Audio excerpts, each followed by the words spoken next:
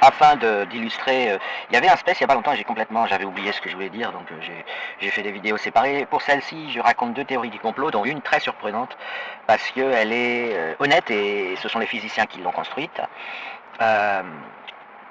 Je vais raconter aussi la théorie du complot religieuse, puisque là pour le coup, je sais pas si elle est honnête, mais en tout cas là pour le coup,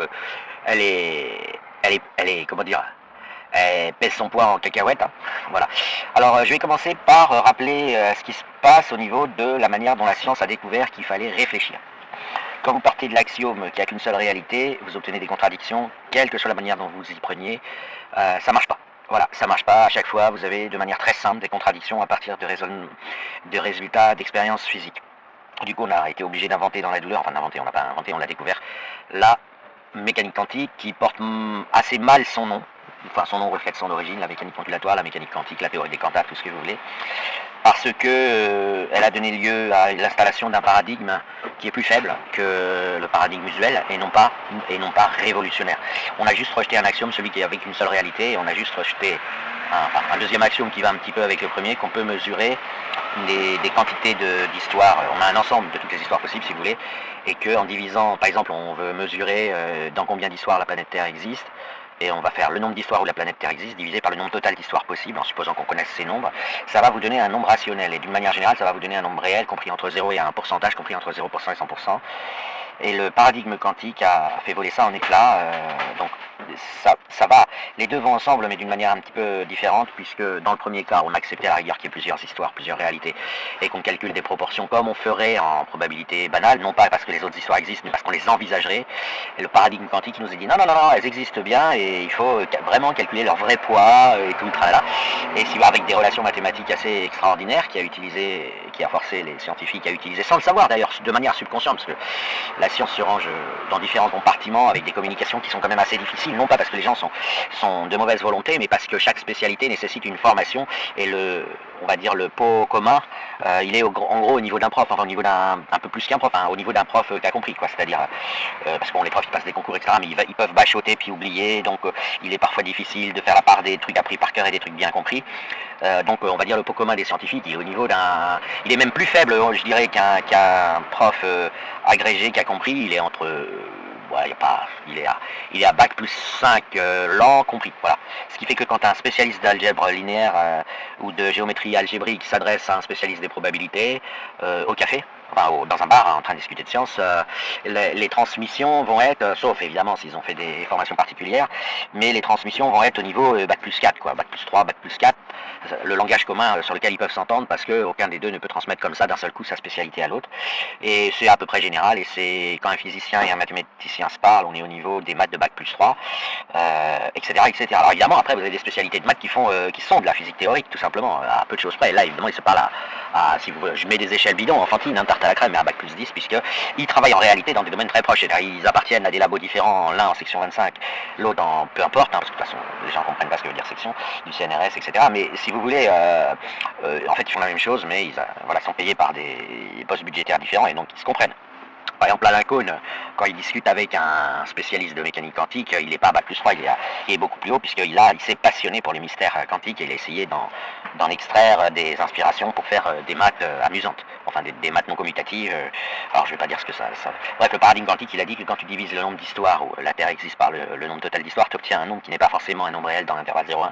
Globalement, on considère que c'est un nombre complexe de module 1, enfin non, pardon, pas de module 1. On considère que c'est un nombre complexe, et on fera ensuite faire une tambouille, c'est le théorème de Gleason qui dit que finalement c'est le carré du module de ce nombre complexe qui représenterait, si ça avait un sens, la proportion des histoires où la Terre existe, mais comme voilà, avec des limitations. Donc on a plusieurs histoires, on peut les faire communiquer entre elles, ça donne l'informatique quantique, ça donne la cryptographie à sécurité absolue, ça donne la téléportation quantique, ça donne l'impossibilité de cloner, enfin, ça donne tout un tas de trucs rigolos. Et donc aujourd'hui ils sont vraiment dans la technologie, hein. C'est pas voilà, si c'était faux, si les autres histoires n'étaient pas réelles, je pense que n'importe qui reconnaîtrait que s'appuyer dessus, donc sur du vide, ça ne marcherait pas dans la technologie. Voilà, bon, donc, une fois tout ça dit, et ça m'a déjà pris du temps, on a donc découvert qu'il y avait plusieurs histoires, et donc quand vous faites l'historien, ou le géopoliticien, ou tout ce que vous voulez, que vous analysez une seule histoire, vous serez dans l'erreur. Parce que vous allez expliquer à quelqu'un qui a gagné au loto pourquoi il a gagné au loto. Vous allez trouver des explications qui seront bidons. il a gagné au loto parce que des millions de gens ont joué, qu'il fallait bien qu'il y en ait un qui gagne, et bah il se trouve que... Donc si vous faire l'historien, c'est ça. C'est aller voir le mec qui a gagné le gros lot à l'euro-million, et lui dire, attends, je vais te dire pourquoi je savais à l'avance que tu allais gagner, et inventer une explication bidon. Voilà, c'est ça. Donc vous pouvez jeter tous les livres que vous avez lus, ils racontent n'importe quoi, ils sont tous complotistes, ou presque, ou alors ils disent pas grand chose, ils disent que l'eau mouille.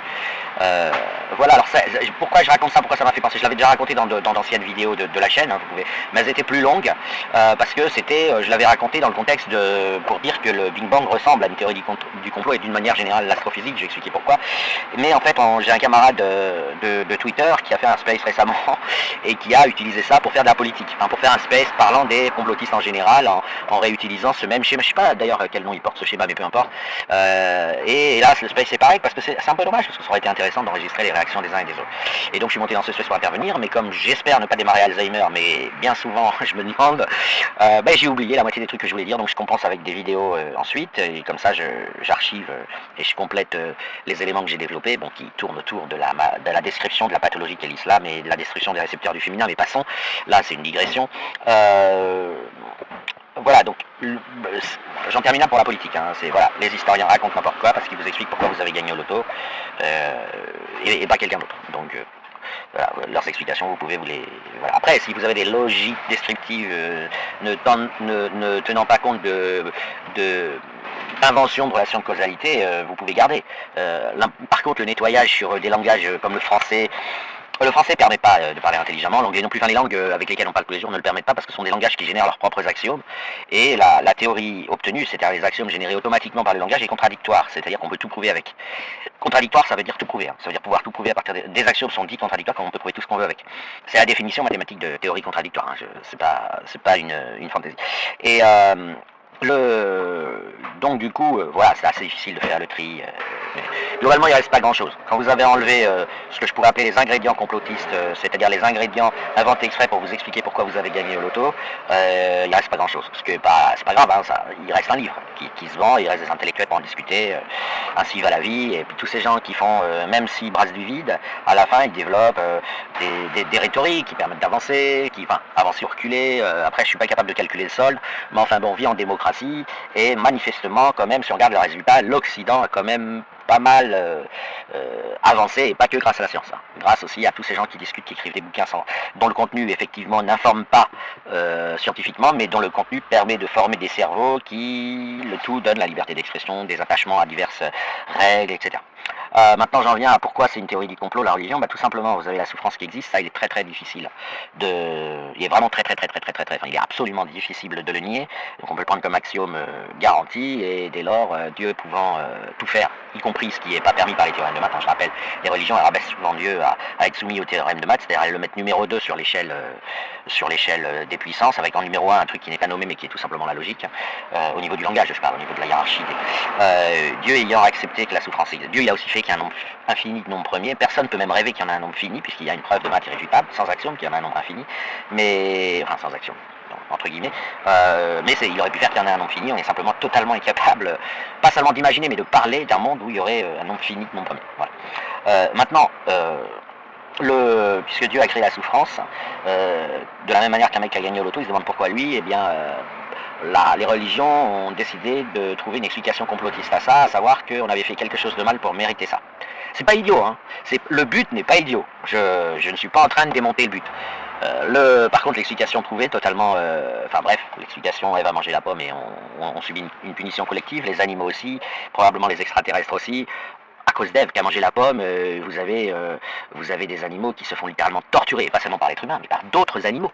Vous avez envie, vous, d'être un rongeur avalé par un serpent? Je crois pas, hein. Alors ils peuvent pas crier, on les entend pas, ou plutôt ils crient, mais on est trop loin pour les entendre. Mais cette souffrance-là, ce serait de la faute d'Ève. Donc voilà, c'est bidon évidemment comme explication, mais c'est typiquement une théorie du complot.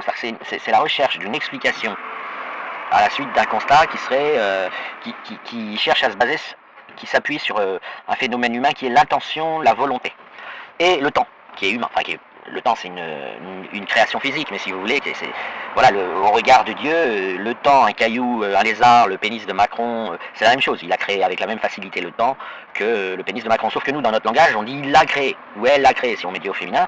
Ça qu'on met, les gens ont pris l'habitude de dire Dieu a créé le monde. Non, il crée le monde tout court, si vous voulez parler correctement.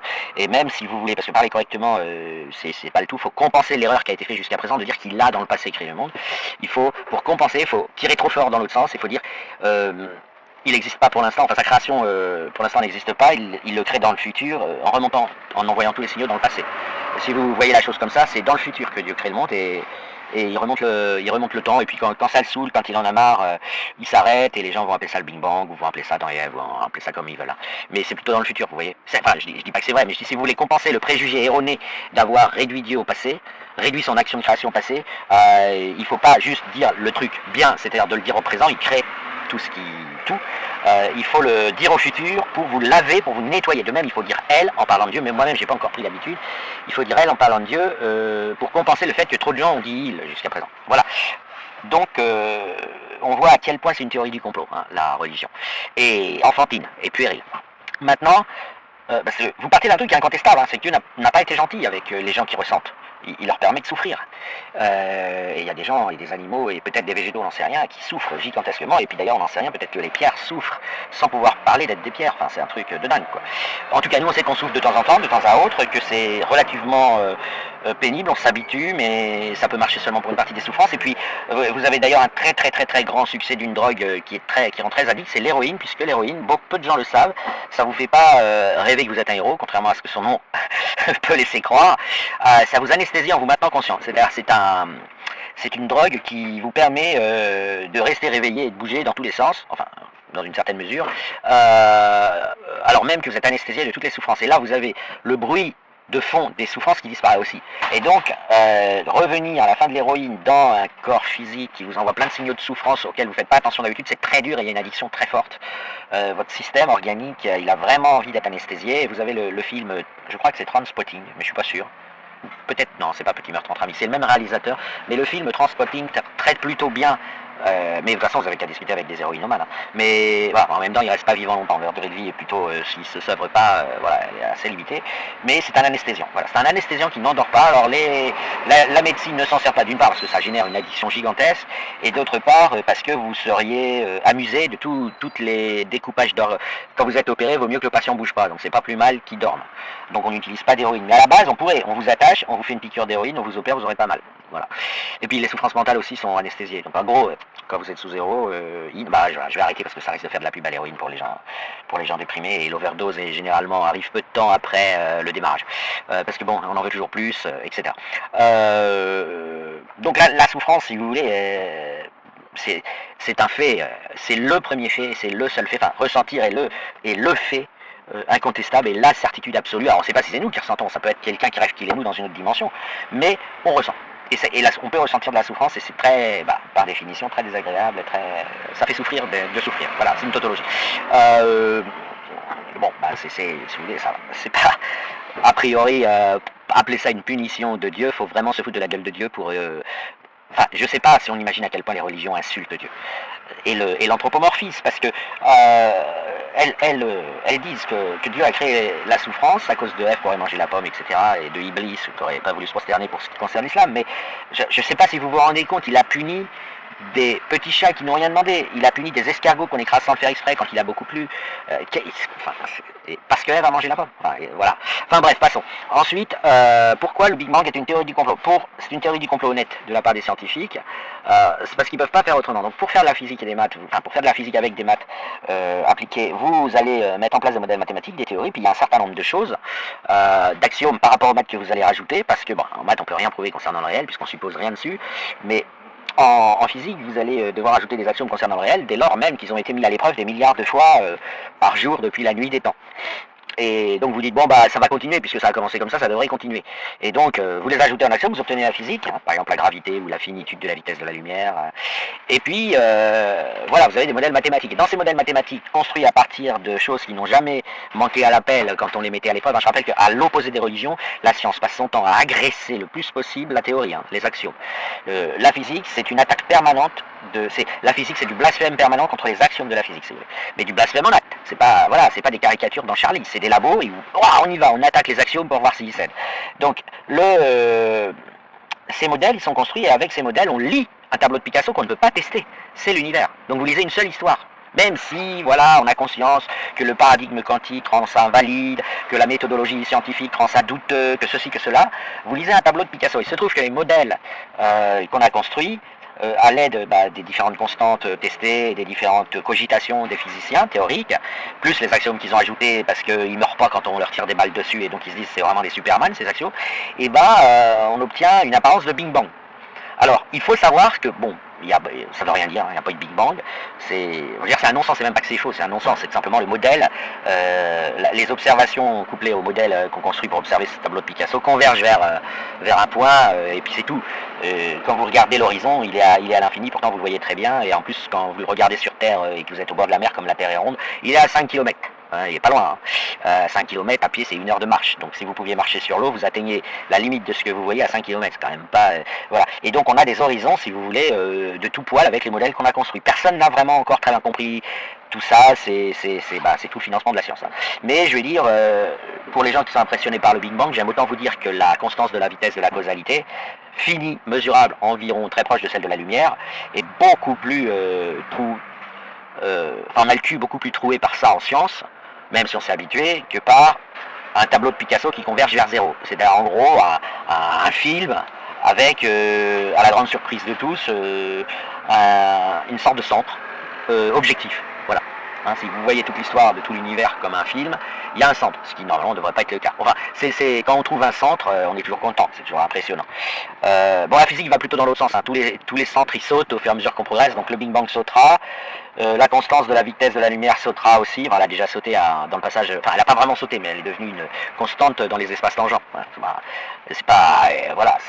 a gardé les lignes droites, donc on a gardé cette constante, mais il n'y a rien qui va en ligne droite dans notre univers, puisque la gravitation est un pliage de l'espace-temps, donc ça va en ligne droite sur un trajet infiniment court, pendant un temps infiniment petit, et ça s'appelle un espace tangent, enfin bref, je passe les détails. Donc cette asymétrie que constitue le Big Bang, même si la coquetterie voudrait que ça ne s'appelle pas une asymétrie, on va être clair, c'en est une, hein, va sauter, voilà, va sauter. Mais pourquoi c'est une théorie du complot? Parce que vous observez un tableau de Picasso, vous n'observez pas un milliard de tableaux de Picasso, ok? Donc vous n'avez pas, en fait, vous expliquez pourquoi un mec a gagné au loto.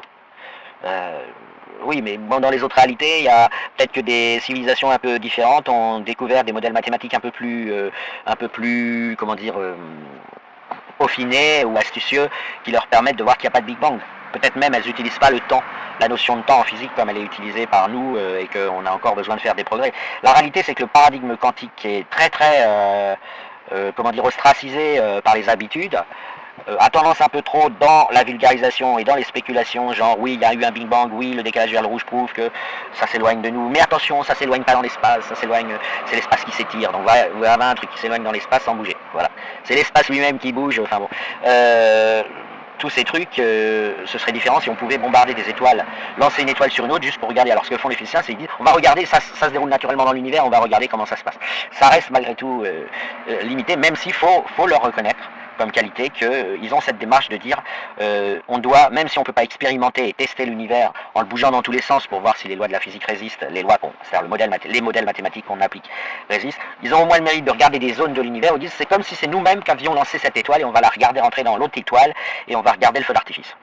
Voilà. Parce que ce qui n'est pas facile à faire chez les historiens ou chez les complotistes. Hein. Ils raisonnent rarement au conditionnel. Voilà. Et ben ça faisait des exemples de théorie du complot. Je suis pas fier de moi d'avoir. C'est vraiment pas sympa du tout et pas correct. Mais je voulais surtout parler des mécanismes en jeu. Hein. C'est pas correct de dire que les physiciens sont des complotistes parce qu'ils étudient le complot ourdi par la nature. Donc, si vous voulez, ils ont raison. C'est pas un complotisme, c'est un complotisme légitime. Mais regarde, quel complot a décidé la nature. Bon, voilà. Voilà, je me rattrape à la fin. Bon, allez, j'arrête là.